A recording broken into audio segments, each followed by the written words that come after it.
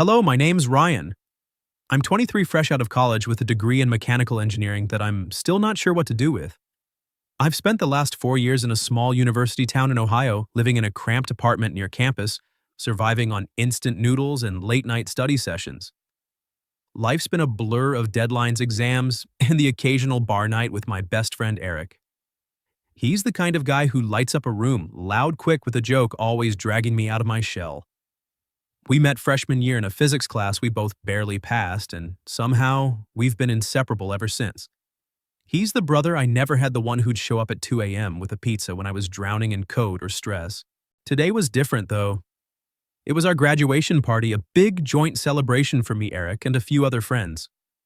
We'd rented out the back patio of a local restaurant just outside town, the kind of place with fairy lights strung across wooden beams, long tables covered in white linen, and a playlist of early 2000s pop hits blaring from a Bluetooth speaker.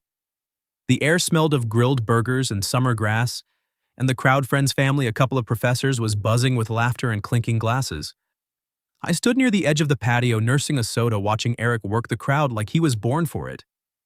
He was in a navy blazer, his tie already loosened, telling some story that had everyone doubled over. I smiled to myself. Typical Eric. Typical. Then I saw her. Tessa, Eric's mom. She was standing by the open bar alone, a glass of white wine in her hand. She was 42, though you'd never guess it looking at her.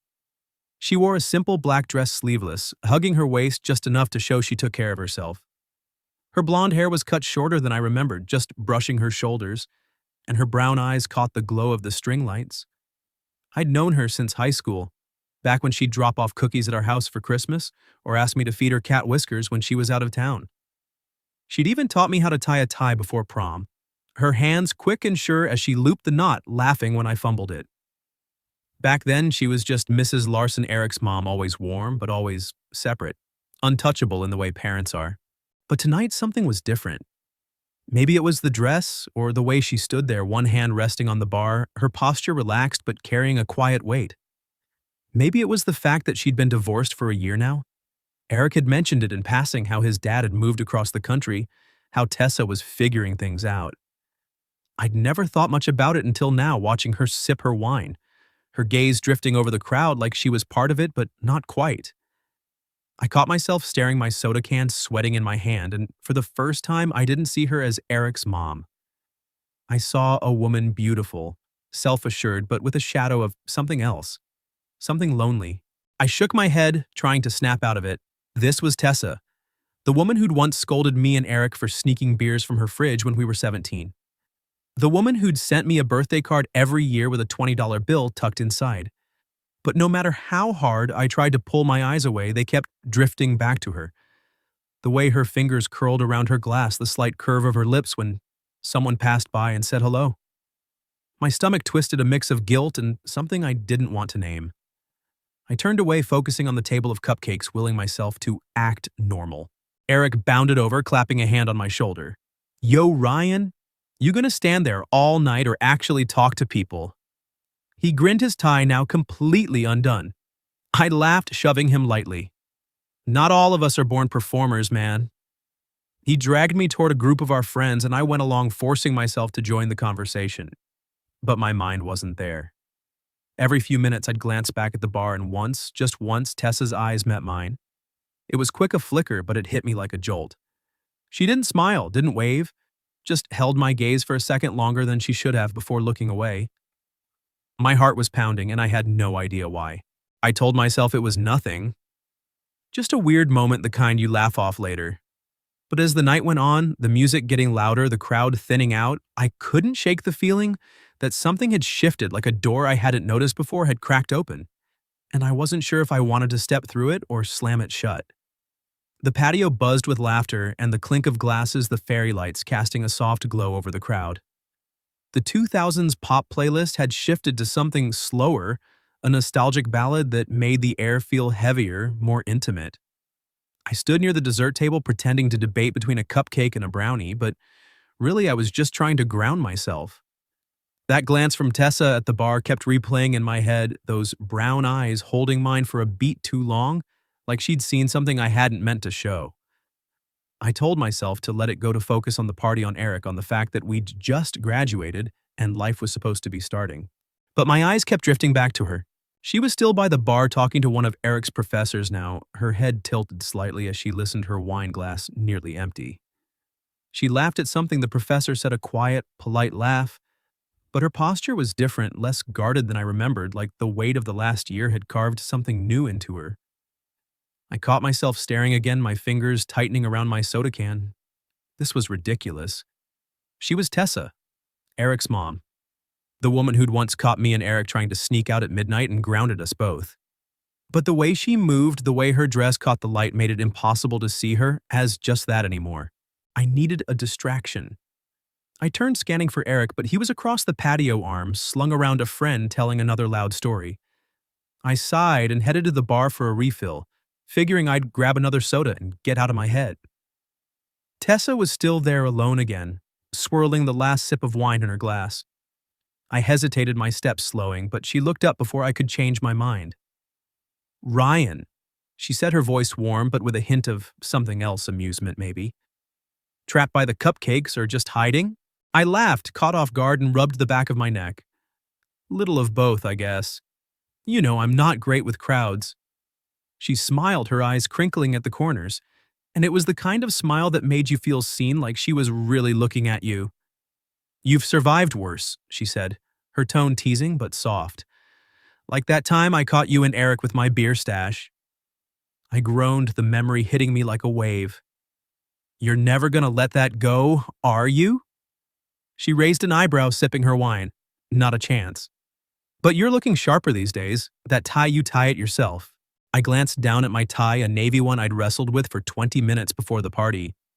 "Yeah," I said, grinning despite myself. "Thanks to you. You're the one who taught me." Her smile deepened and she leaned against the bar, her fingers brushing the stem of her glass. "I remember," she said, her voice quieter now. "I remember a lot more than you think." The words landed softly, but they carried a weight I couldn't ignore. My throat tightened and I didn't know what to say. The music, the chatter, the clinking glasses, it all faded like the world had narrowed to just the two of us standing there. I cleared my throat, trying to keep things light. "Guess I owe you for more than just tie lessons then?" She tilted her head, her eyes searching mine, and for a moment, I thought she'd say something more. Something that would shift this into uncharted territory, but she just nodded, her lips curving slightly. "Guess you do." The silence that followed wasn't awkward, but it was charged like the air before a storm. I could feel my pulse in my fingertips, and I knew I should walk away. Go find Eric, do anything but stand here letting this moment stretch. I turned to leave, reaching for a bottle of soda on the bar. Gonna grab a drink, and I started, but her hand brushed my elbow so light I almost didn't feel it. I froze, looking back at her. She was closer now, her face half lit by the string lights. Her expression unreadable, but not closed off. "Ryan," she said, her voice low, almost swallowed by the music. "You don't have to run off." It wasn't a command, not even a request, just a statement, soft and deliberate, that made my chest tighten. I nodded, not trusting my voice, and stayed where I was, the soda forgotten in my hand. We stood there side by side, the crowd moving around us like a river around rocks. Neither of us spoke, but the silence said enough.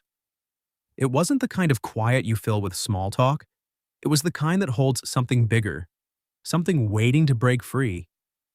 And for the first time, I let myself wonder what it would be like to step into that space, to see where it led, even if it scared the hell out of me. The music pulsed through the patio, a slow 2000s ballad weaving through the chatter and laughter of the graduation party. The fairy lights swayed gently in the evening breeze, casting a warm glow over the long tables and half-empty plates. I stood by the bar, my soda can cold in my hand, Tessa's touch still lingering on my elbow like a quiet burn. Her words, "You don't have to run off," hung in the air, soft but heavy, pulling me into a moment I didn't know how to navigate. She was still beside me, her shoulder close enough that I could feel the warmth of her wine glass, now empty, resting on the bar. The crowd moved around us, oblivious, but it felt like we were in a bubble, separate from the noise. I turned to her, trying to find something to say, anything, to keep this from spiraling into something I couldn't control. "You having fun?" I asked, my voice sounding lame even to me. Tessa's lips curved into a small, knowing smile like she could see right through my attempt to play it safe. "It's a good night," she said, her brown eyes catching the light. "Better than I expected." There was a pause and then she leaned in just slightly, her voice dropping so only I could hear. "You've been watching me all evening, Ryan. Don't think I haven't noticed." My heart stopped, then kicked into overdrive. I opened my mouth to deny it, to laugh it off, but the words wouldn't come. She wasn't accusing me, wasn't teasing, just stating a fact, her tone calm but unflinching. I swallowed, my grip tightening on the soda can, the aluminum denting under my fingers. "I didn't mean I started," but she cut me off with a slight shake of her head, her hand brushing my arm again, this time lingering for a fraction of a second longer. "I'm not saying it's wrong," she said, her voice barely above a whisper, her eyes locked on mine. "I'm just saying, I see it too. And I'm not trying to look away anymore." The world tilted. Her words hit me like a slow, heavy wave, not because they were shocking, but because they were true. I'd been caught not just in the act of looking at her, but in the feeling behind it, the pull I'd been fighting all night. And now she was standing there admitting she felt it too, tearing down the wall I'd always assumed was between us. "Tessa," I said, my voice rough, barely audible over the music. You're Eric's mom." It was a weak defense, a reflex, and I regretted it the second it left my mouth. Her expression didn't change, but her eyes softened, a flicker of something raw passing through them.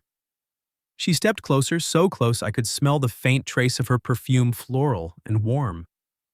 "I know," she said, her voice steady but low, like she was sharing a secret. "But if you still see me as just Eric's mom, then do us both a favor and stop looking at me like I'm a woman. Because it's hard to ignore when you do."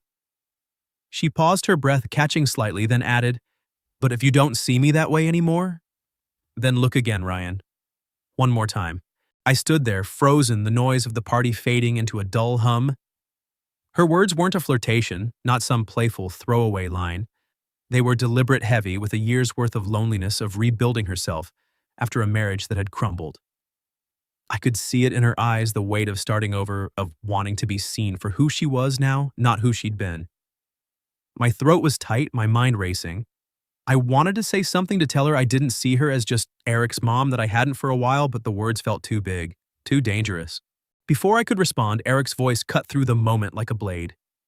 "Yo, Ryan, get over here, we're doing group photos." He was waving from across the patio, his grin wide, oblivious to the tension at the bar. Tessa stepped back, her hand falling from my arm, her face slipping back into that polite, composed smile she wore for the world. "Go," she said softly, nodding toward Eric. "Don't keep him waiting." I hesitated, my chest aching, but she turned away, picking up her empty glass like nothing had happened. I forced my feet to move, joining Eric and the others smiling for the camera, while my mind stayed stuck on her words, on the way her voice had trembled, just enough to tell me she meant everyone. The rest of the night blurred by photos, toasts, Eric's loud laughter, but I couldn't shake her. Every time I glanced at the bar, she was there, talking to someone else, her smile easy but distant. And every time I felt that pull, that quiet, impossible thing she'd laid bare. She'd seen me looking, and instead of shutting it down, she'd opened a door. I didn't know if I was ready to walk through it, but I knew I couldn't pretend it wasn't there anymore. The days after the graduation party felt like I was moving through a fog. Eric's laughter, the clinking glasses, the fairy lights, they all faded into the background, drowned out by Tessa's whispered words at the bar. "If you don't see me that way anymore, then look again, Ryan." I replayed them over and over, each time feeling the same jolt, the same mix of guilt and longing.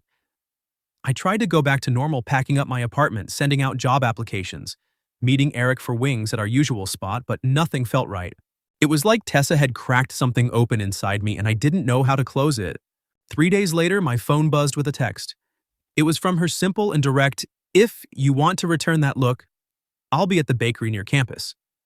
11 a.m. My heart kicked against my ribs. I read it twice, 3 times, half expecting it to disappear. Part of me wanted to ignore it, to pretend the party was just a moment, a fluke. But the other part, the one that kept seeing her brown eyes, her quiet strength, knew I'd be there. I grabbed my jacket, my hands shaky, and headed out. The bakery was a small place, all exposed brick and mismatched chairs, with the smell of fresh bread and coffee thick in the air. Tessa was already there, sitting at a table outside, under a striped awning, her sunglasses pushed up into her blonde hair. She was sipping an espresso, a book open in front of her, but her eyes flicked up as I approached.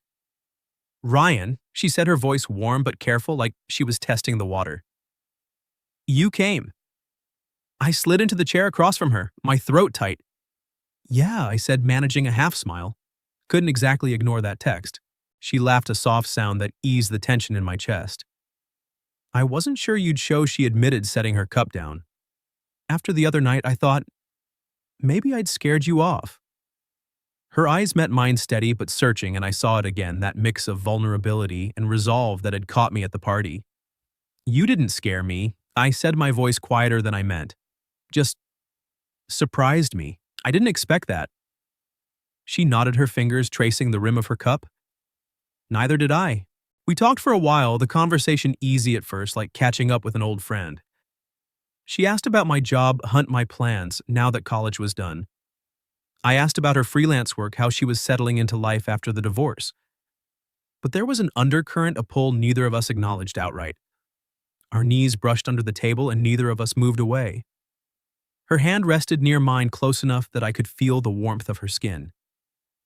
Every glance, every small gesture felt like it was saying more than our words. Then she leaned forward, her voice dropping low.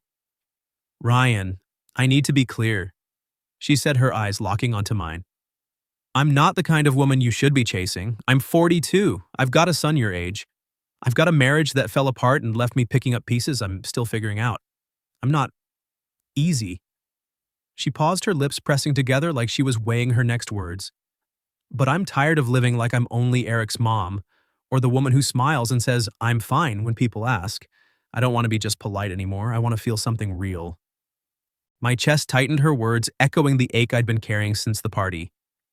I wanted to reach across the table to tell her I saw her, really saw her, but the weight of it, Eric, the age gap, the impossibility held me back. Instead, I leaned forward, my voice steady but low. "Do you want to be seen as a woman, Tessa, not as Eric's mom, not as anything else, just you?" Her eyes softened, a flicker of something raw passing through them. She took a slow sip of her espresso, then set the cup down with a faint clink. "Not just a woman," she said, her voice barely above a whisper. "The woman you're afraid to tell anyone about." The words hit like a spark, igniting something I'd been trying to keep buried.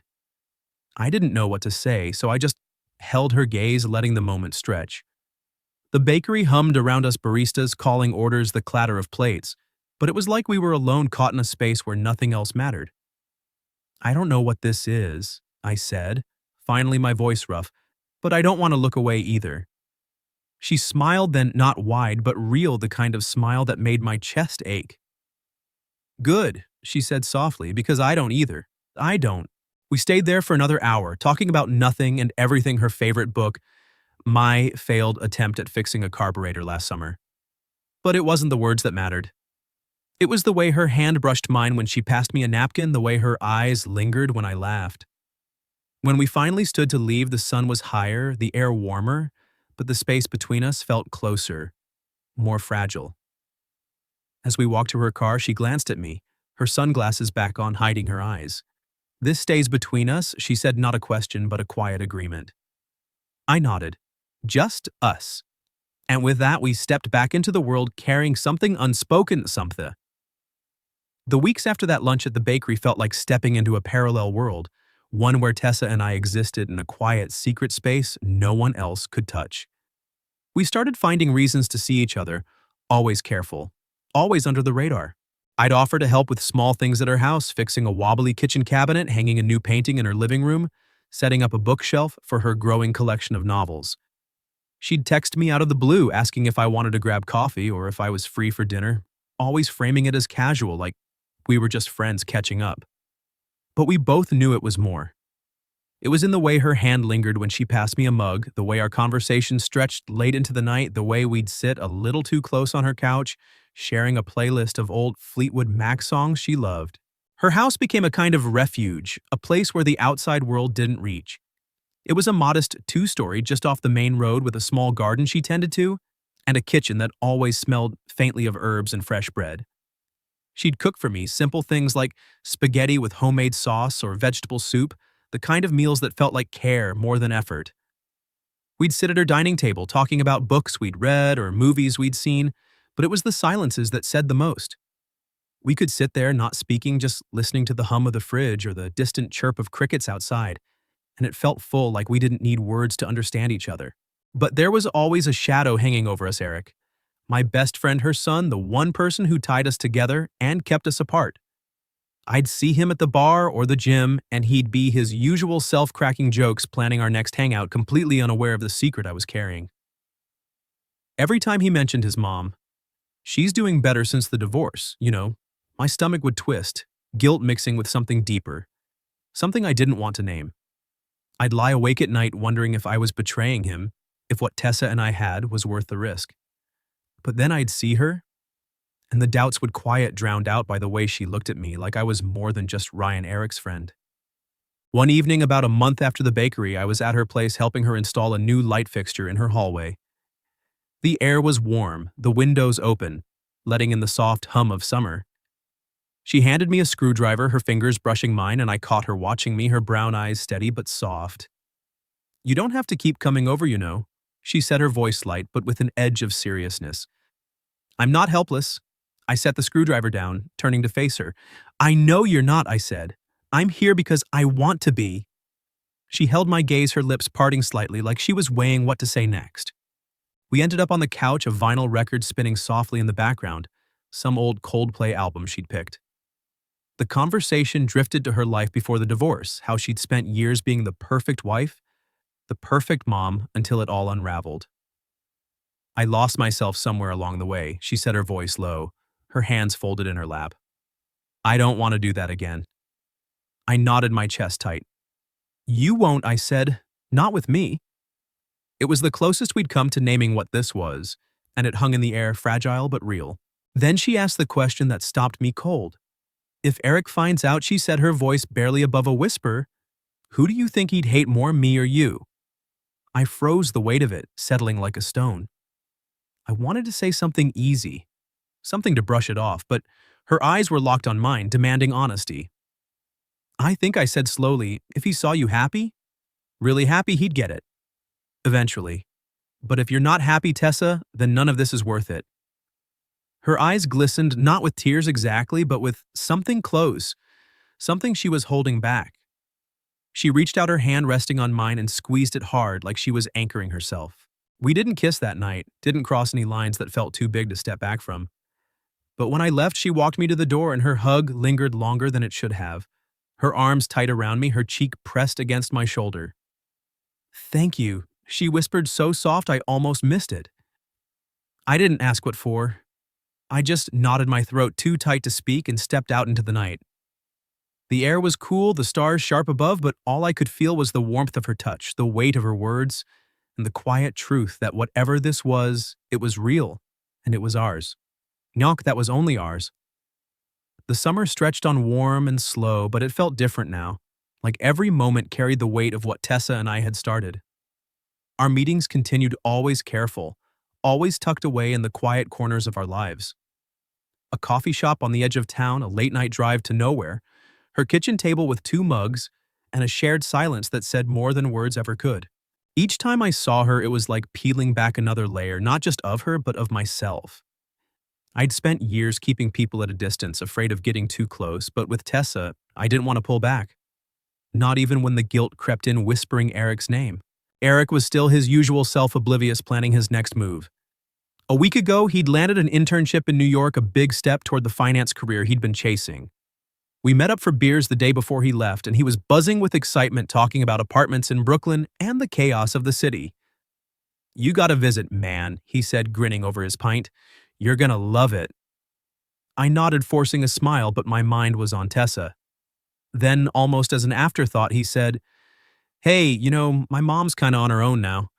If you're around, maybe check in on her, grab dinner or something. She'd like that." My heart stopped, but I kept my face steady. "Yeah, sure," I said, my voice casual. "I'll keep an eye out." He clapped my shoulder, no idea what his words had just done to me.